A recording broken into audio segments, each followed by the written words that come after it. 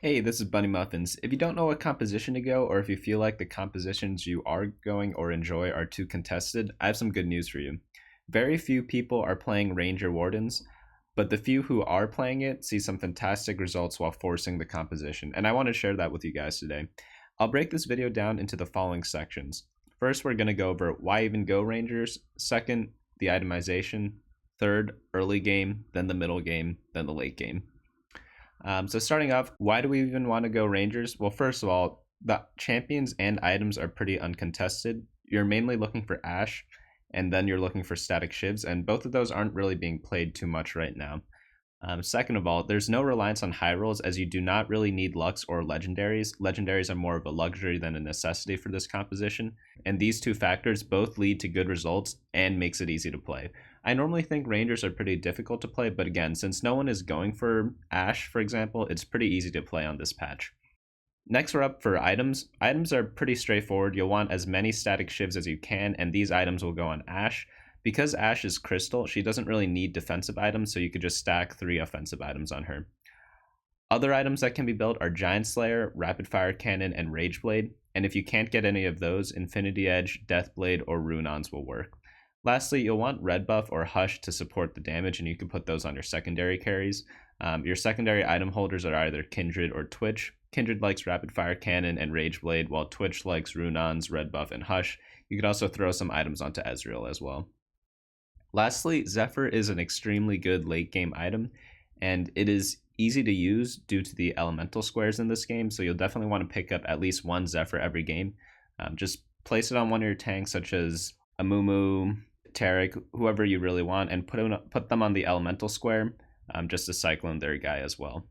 Now for the beginning of the game, on the first carousel you will want attack speed since that builds most of your items. Build as many static shivs as you can and use Vayne as your early game item holder. If you cannot find Vayne, use Kog'Maw. As usual, in the beginning of the game you will want to complete as many 2 stars as you can, but also look for Vayne and Varus as your early game rangers.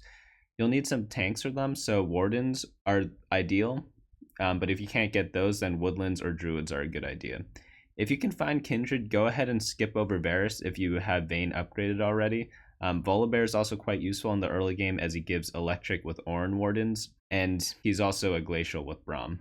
Now for the middle game, at stage 3 you'll want to complete 2 stars Kindred during this time and maybe find some of the higher level Wardens such as Malphite, Nautilus, Thresh. You can keep Vayne as your item holder until you find Ashe. Vayne will hold all the static shivs, and if you can find Ezreal, you'll want to fit in 4 rangers at level 7, such as having Vayne, Kindred, Ezreal, plus any other ranger, but hopefully Ashe. Once you get all your rangers upgraded, such as Ashe, Kindred, Ezreal, then either Twitch or Varus, you can then sell Vayne and put all your items onto Ashe. Wardens such as Braum and Nautilus are pretty strong for the front line in the mid game. Late game replacements are mainly just for your Wardens. These include Taric and Amumu. You'll replace Braum and Nautilus or Thresh, depending on who you've been playing. This can give you Crystal and Inferno synergy. If you find Twitch 2-star and have the right items for him, use him instead of Varus if you don't have Amumu. If you get a level 2 Lux as Crystal or Infernal, you could go for her as well. At this stage in the game, you'll also want to have a Zephyr and put it on one of your elemental squares so that you can disable stronger enemy units. Again, all of these late game additions, they're nice to have, but they're not required for the composition. For example, you could just have a Twitch 2-star and take out Varus because you didn't find a Mumu for 3 Infernos, and that's perfectly fine. Now to go over everything, here are some sample late game builds. The first one is a standard 8-person Ranger build with late game included, and this is a composition that you'll be aiming for most games.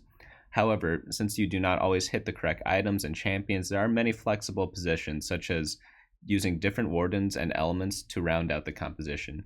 You can also use Spatula items and Lux to get strong Inferno synergies or Glacial. To show how different this composition can look with only switching 2 of the champions, I've included a Poison build here as another example. Let me know how these builds work out for you. There's only 1 week left in the season, so the time to play this is now. If you have any questions or suggestions, leave them down in the comments section below or ask it in my Discord. I'll leave an invitation link in the description. Next week, the patch notes will release on Tuesday, and I'll be doing my rundown of the patch at that time. The patch goes live on Wednesday, and then I'll be doing my meta breakdown on that Friday, so look forward to that in the coming week. I'll also be starting my stream on that Friday as well, and you can follow me on twitch.tv/BunnyMuffinsLOL. I'm not entirely too sure what time yet, but most likely I'll start at around 3 or 4 p.m. US Eastern Standard Time and end around 7 p.m. I'll look forward to seeing you guys there, and I'll see you guys next Tuesday. Hey guys, thanks so much for watching. Don't forget to share and subscribe, and of course smash that like button. Each like is an LP I gain before the next video.